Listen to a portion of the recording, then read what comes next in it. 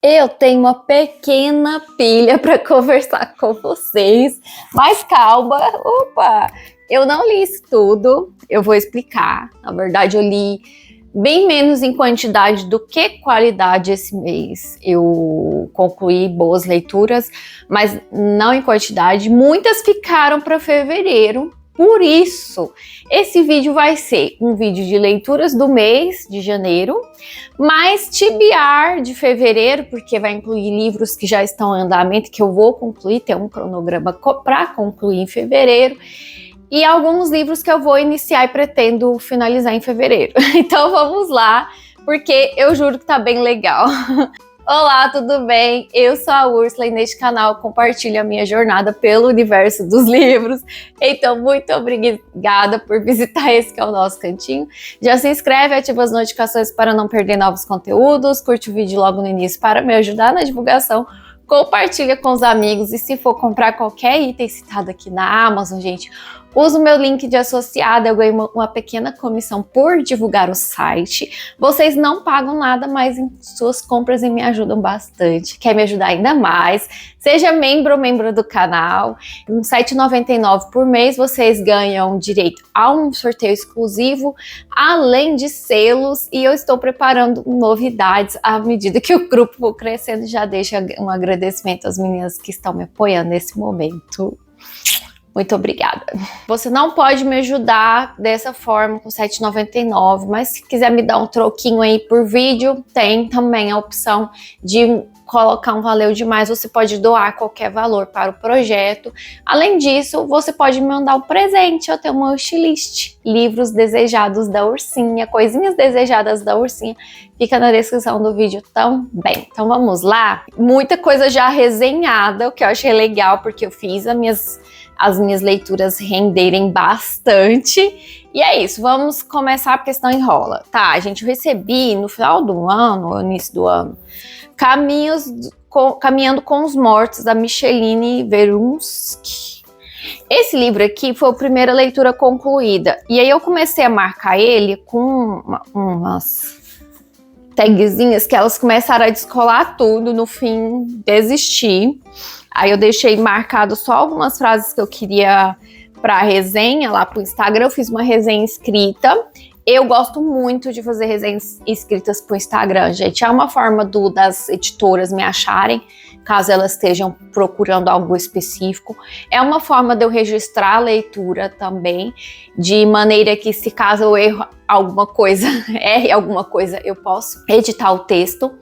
E também utilizo o mesmo texto para atualizar o meu Scooby. Por isso, resenhas escritas no Instagram com várias fotos da edição são o meu conteúdo favorito de fazer lá no Instagram, né? Eu gosto desse contato que a gente tem aqui no YouTube, de conversar, de falar sobre as leituras, também mostro um pouco da edição, mas se você quiser saber um texto mais elaborado, mais detalhado sobre o livro, eu falo lá. Eu acho que esse livro me trouxe um estranhamento bastante intenso, né? Eu recebi da Companhia das Letras, não sei se eu falei, mas a Michelle, ela ganhou o prêmio Jabuti, depois ganhou o prêmio Oceanos.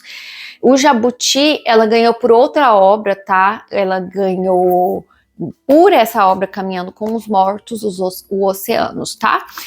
E foi em 2024 essa vitória. Por isso que a editora enviou pra gente o livro a comemorar essa vitória da Micheline, tá?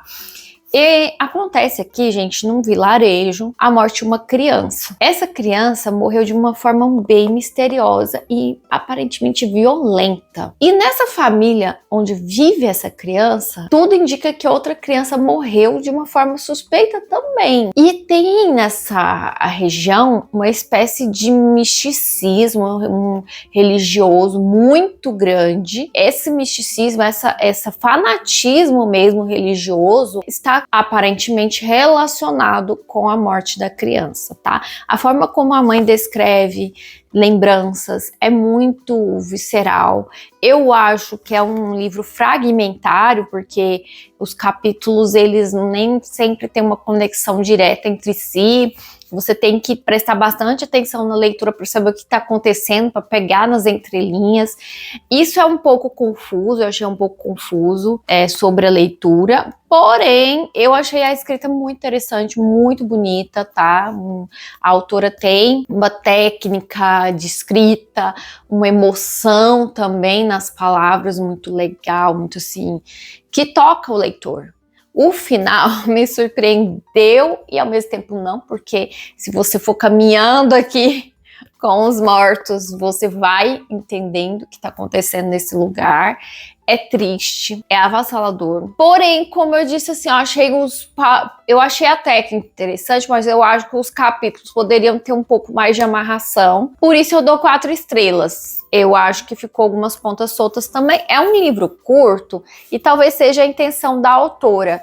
Por isso que eu falo, a minha nota, às vezes eu tenho uma dificuldade de dar uma nota, porque eu não vejo erro ou alguma coisa que me incomode na escrita da autora em si. Eu sinto que foi a organização do texto que não casou tanto com o meu momento iniciando essa leitura em janeiro. Porém, eu gostei demais. E aí, por conta disso, por gostar muito, mas ao mesmo tempo sentir que para mim não funcionou tanto pelo formato, eu dou 4 estrelas, mas é uma nota ótima, né?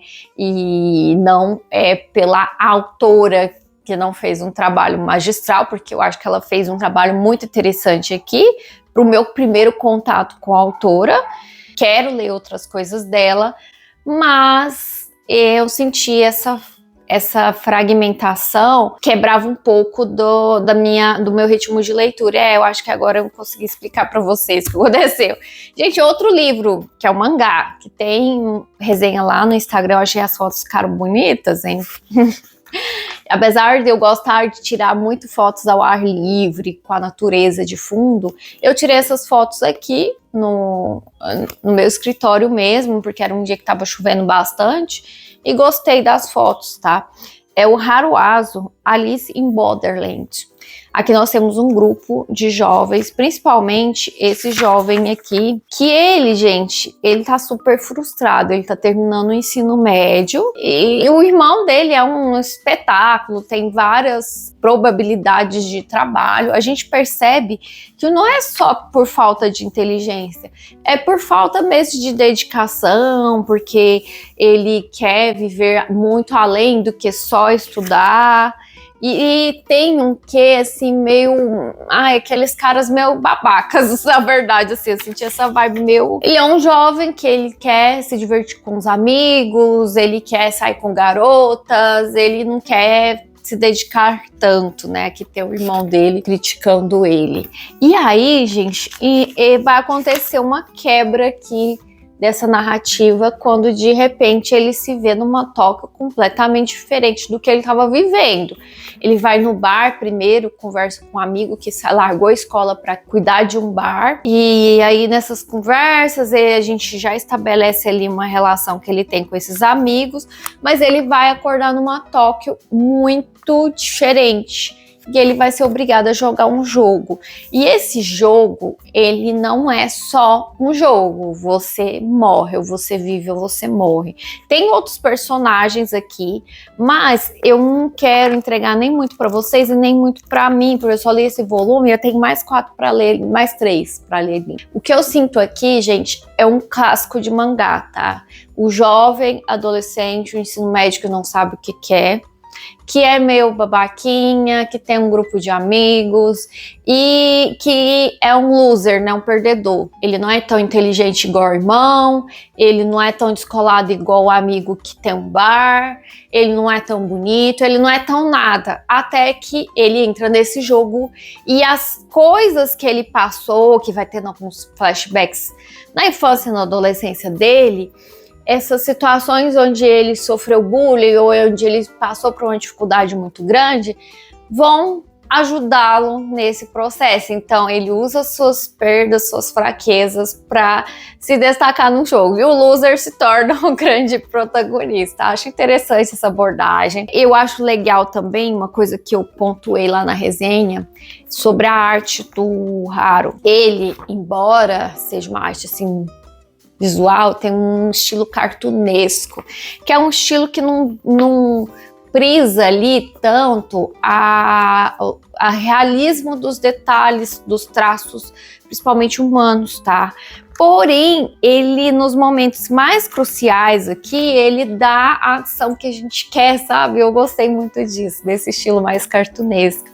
A edição, ela é um papel cartão, né? E eu achei a impressão muito boa, as imagens ficaram de excelente qualidade. Aí, gente, chegou aqui em casa, nessa semana mesmo, chegou Drácula e eu li, já resenhei pro Instagram. Eu achei essa arte muito bonita, tá? Essas pessoas aqui, ele pode ser considerado até um quadrinho nacional. Foi dia do quadrinho nacional, dia 30 de janeiro. Eu até postei uma coisa, fiz uma postagem no Instagram sobre os quadrinhos nacionais que eu tenho, se você não tiver visto.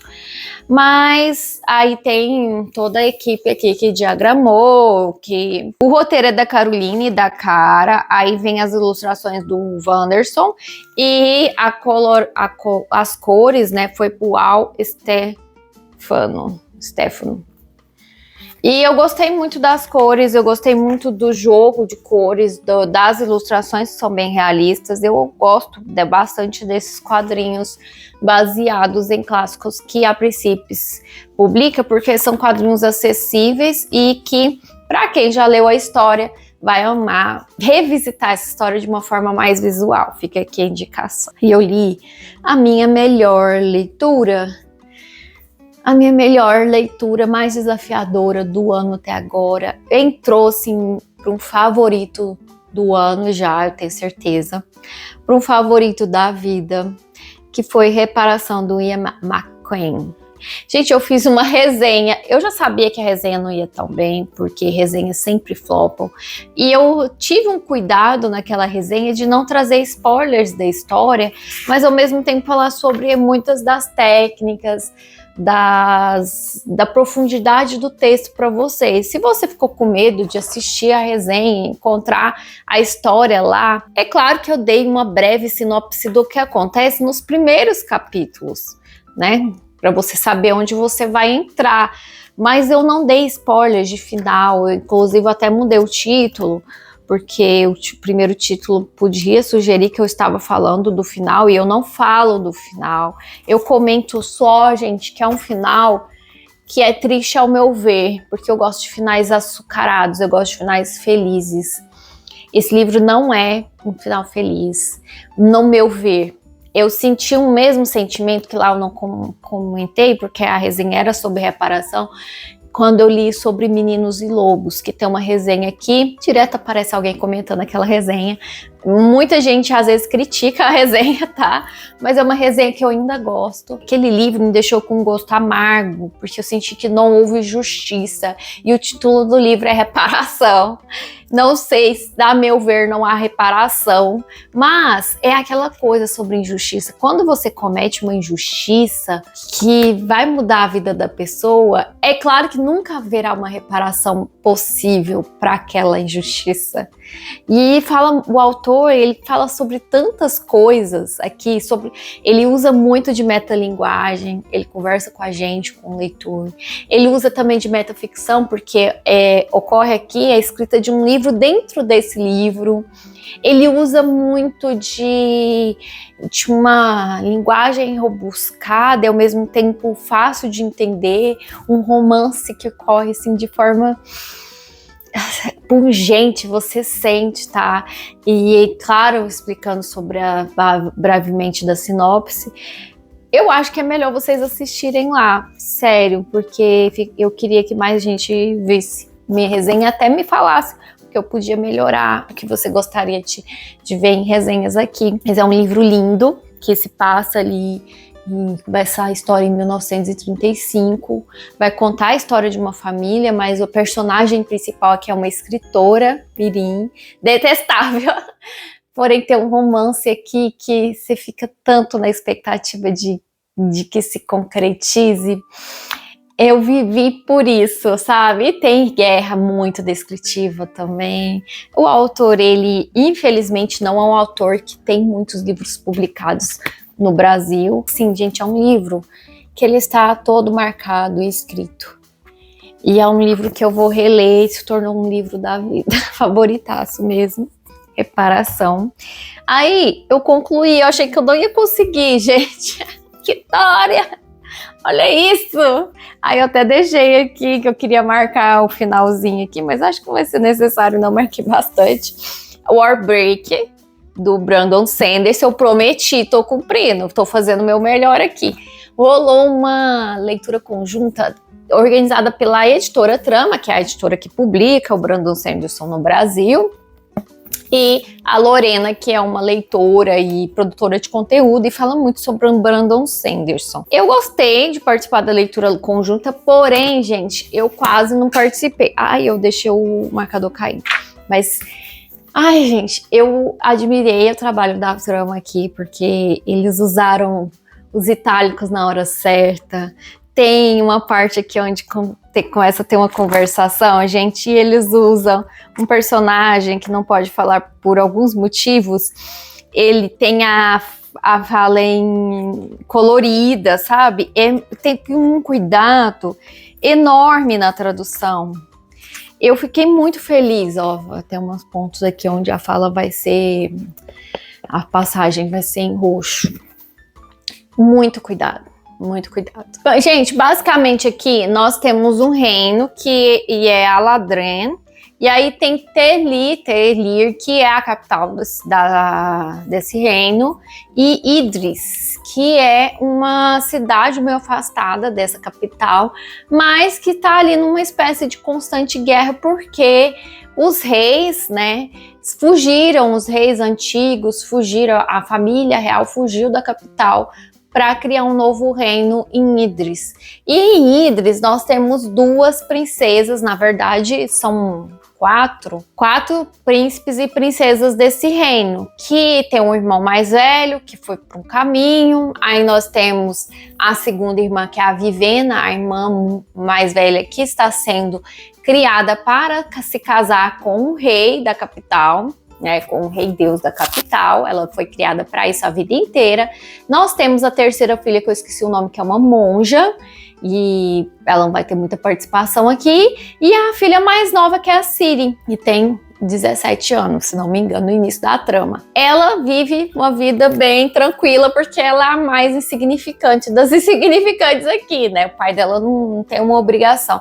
Só que na hora que chega um momento que o pai dela vai ter que enviar a Vivena para se casar com o rei Deus, ele não manda ela. Ela é a sua filha favorita, por algum motivo ele decide mandar a filha mais nova, a Ciri, que não tem nenhum preparo. A alegação que ele faz é que se caso ocorra mesmo uma guerra, a Vivena vai ser mais útil em Idris. Só que a Ciri não teve nenhum preparo para viver essa vida no reino, não lá no Palácio dos Reis, porque aqui tem vários deuses, tá, gente? E esses deuses são retornados, eles morreram de forma heróica, eles renascem, controlam ali, aparentemente, muito aparentemente, a população. Só que é um jogo muito político aqui, dos deuses com os sacerdotes, que na verdade estão ali atendendo aos deuses, mas parece que são os verdadeiros líderes. Tem muitas rixas ali de povos ao redor da capital que são negligenciados pelos próprios deuses e pela população ali de Telir, e há esse jogo político em toda a trama. Eu acho que se tirar a parte política de Warbreak, deixa de existir, porque o foco aqui é realmente muito trama política. Mas tem esses suspiros da Ciri sendo engraçada, dela chegando ao palácio sem saber o que está acontecendo. Ela desarma as pessoas ali, porque as pessoas ficam chocadas.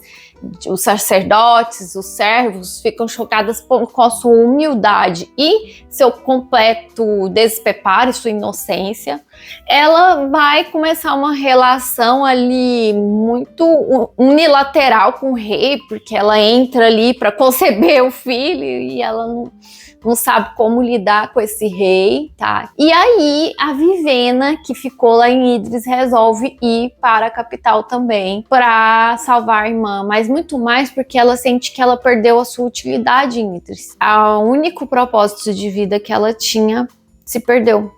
Ela chega na capital com o intuito de encontrar uma pessoa de confiança que fornecia informações para o pai dela. Ela entra em contato com esse cara, ele a recebe, mas ele tá doente.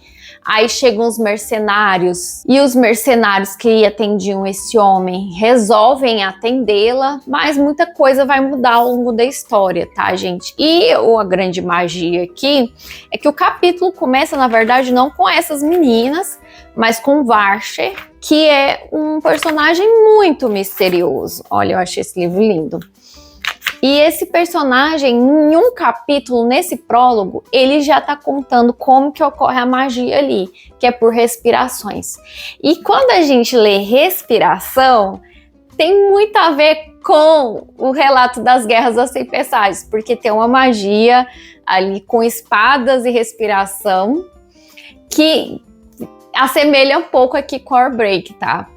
Inclusive tem uma espada do mal que eu já amei ela desde o início, desde o prólogo, que ela é do Varsher. E ele vai estar numa situação aqui onde ele tá preso, ele tá sem nenhuma possibilidade de sobrevivência, mas ele que armou isso para ele mesmo, e ele consegue, através da sua respiração, ele tem várias respirações, ele foi coletando essas respirações ao longo de muitos anos. Ele consegue transferir uma respiração para um objeto, reanimar esse objeto e fazer com que esse objeto faça coisas para ele por comandos. Então tem essa coisa da respiração, de comandos, de cores que é muito presente, por isso que a capa é muito colorida. Quem tem a respiração é quase como uma alma, então quem perde a sua respiração não deixa de viver, mas fica descolorado.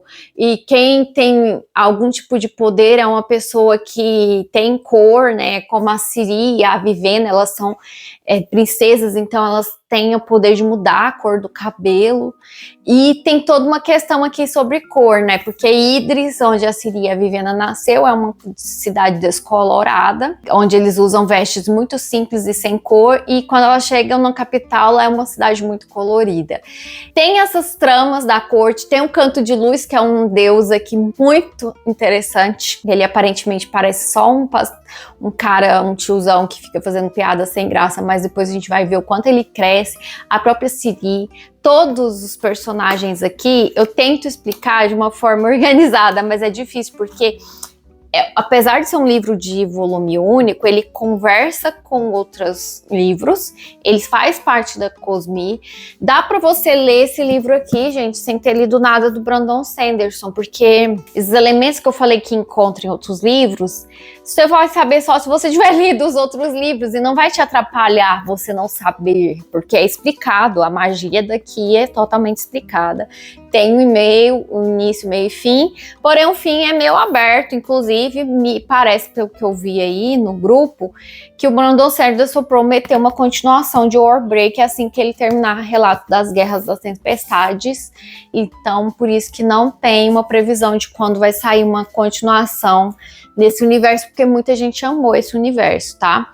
Ainda bem que a trama trouxe para o Brasil, porque eu amei também. Tem um personagem viajante de vários mundos aqui da Cosmi, que é esse universo do Brandon Sanderson, que ele aparece aqui, Royd, e como ele aparece e onde ele aparece eu vou dizer, mas que livro bom, viu? Se você gosta de fantasia épica, quer ler Brandon Sanderson, ainda não leu, ótima pedida, ótimo início de Brandon aqui. Eu acho que até vou substituir a minha indicação de Tres como porta de entrada, porque eu sinto que esse daqui, o Outbreak, ele é mais a cara do Brandon Sanderson no sentido de fantasia, de magia mais elaborada, tá? Porém, se você leu 3 e ainda não leu outros do Brandon Sanderson, quer começar algum que não tenha vários livros para você enfrentar, começa aqui por Outbreak.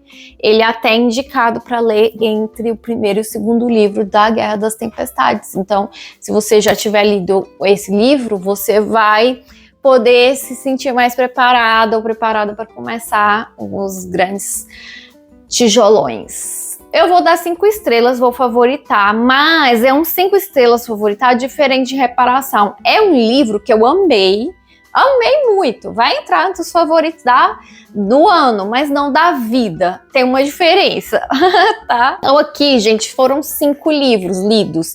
Desses 5, vocês podem ver que 2 eram um HQ, tá? Eu passei muito tempo estudando tanto Outbreak, o sistema de magia, quanto Reparação, todo o universo de Reparação, toda a estrutura de Reparação. Por isso eu senti que as minhas leituras deram uma diminuída, mas eu sinto mais profundidade. Me conectei mais com ela por mais tempo. Então isso foi positivo para mim. Vamos começar a tibiar livros em andamento primeiro, tá? Eu comecei ontem, como eu disse, O Tempo Entre Costuras, da Maria Duenas. Esse é um livro que eu recebi de parceria com a Planeta. É um livro que eu pedi porque eu tinha curiosidade em assistir a série. Eu tô no capítulo 9. Gente, a mocinha aqui, ela é filha de uma costureira de alta costura, tá? De uma costura mais... A costureira, que é a mãe dela, é a mãe da Cira. É uma mãe solo, em uma época em que isso não era muito comum. E aí ela vive da costura para criar sua filha, a Cira. E aí a Cira cresce, ela conhece um cara, que é o Esteban, se não me engano. Ele é muito amoroso, tanto com ela quanto com a mãe dela. Eles se aproximam muito e ela resolve se casar com ele. Na época do noivado, esse rapaz que é muito centrado, ele decide falar para ela, olha, eu quero que você também estuda para entrar no concurso onde eu tô. Eu sou concursado, ele é concursado, né? Escrivão, algo assim, gente, no tribunal. Ele passou no concurso e ele tá estabilizado. E ele quer que ela também seja assim, né? Para ajudar nas casas, porque eles são os dois muito humildes. E aí ele decide comprar uma máquina de escrever para ela ir treinando para o concurso, para a prova do concurso que precisava saber datilografar. E é ali que eles vão se distanciar, porque no momento que ela entra numa loja, que eles encontraram o modelo ideal para ela comprar, para ele comprar para ela, porque ele vai dar de presente para ela estudar, ela encontra ali o gerente da loja, dessa loja de máquinas de escrever, e se apaixona perdidamente. O homem é muito envolvente. Ele já conquista em uma semana. Ela termina o noivado e se envolve com esse homem, já vai morar com ele sem casar.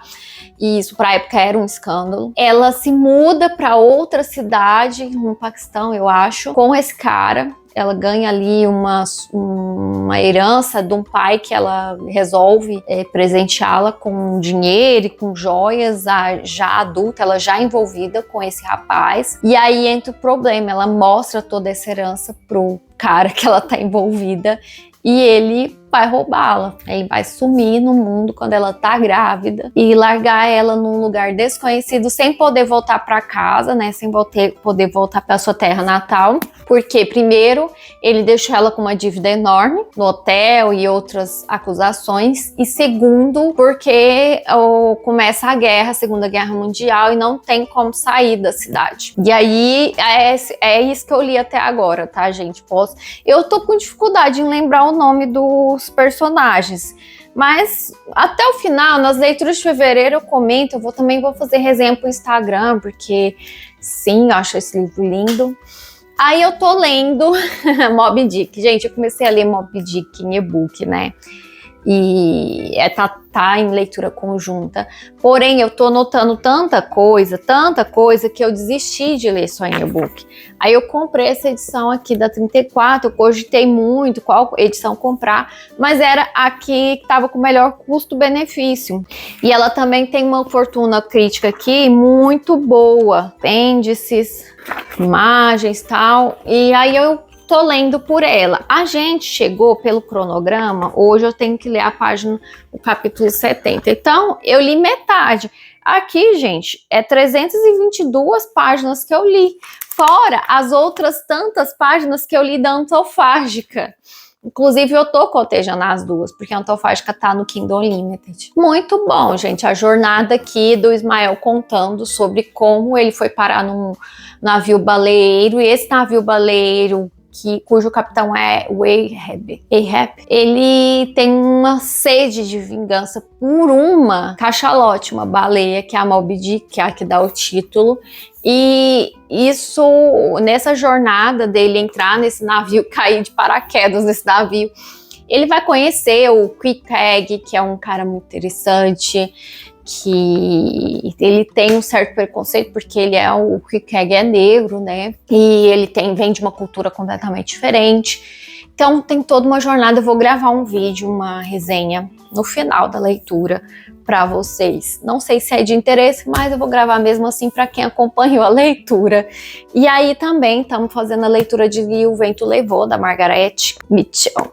Aqui, gente, já li bastante, em 498 páginas, foi a que eu li ontem. A gente tem que ler hoje o capítulo 32. E esse mês vai ser curto. Eu li cerca de metade, um pouquinho mais da metade já, porque janeiro é mais longo que fevereiro. E o Vento Levou, já passei altos e baixos, gente, com a Margaret, não, com a Scarlett O'Hara.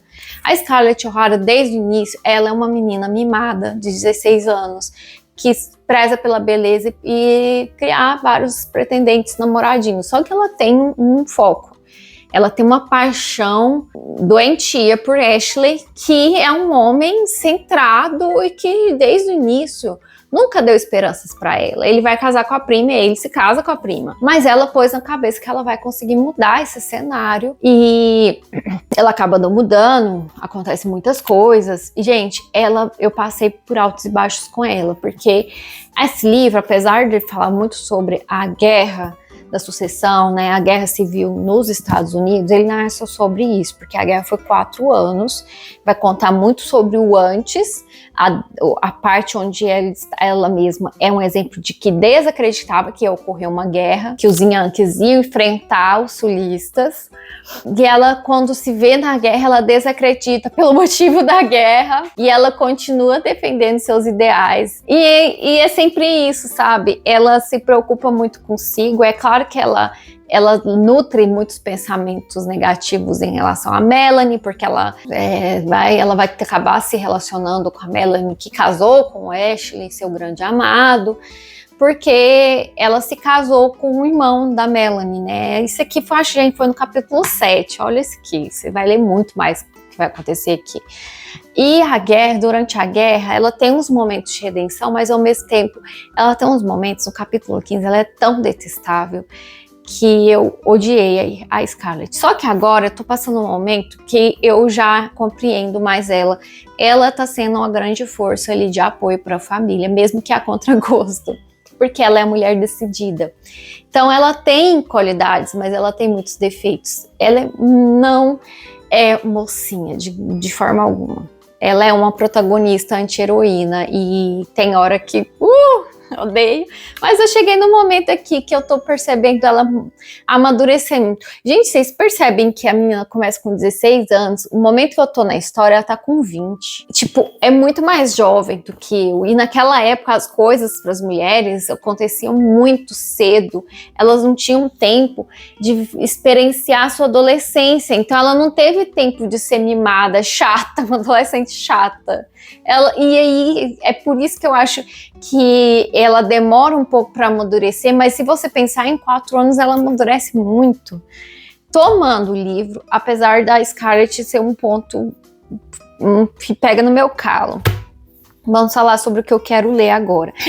Eu já conversei com as meninas, né? Porque elas me enviaram, a Sarah me enviou esse aqui, ó, da Margaret Rogerson, Mysteries of Thorn Manor. E aí eu falei que ia gravar um vídeo sobre a Margaret Rogerson, mas eu ainda não li Vespertina.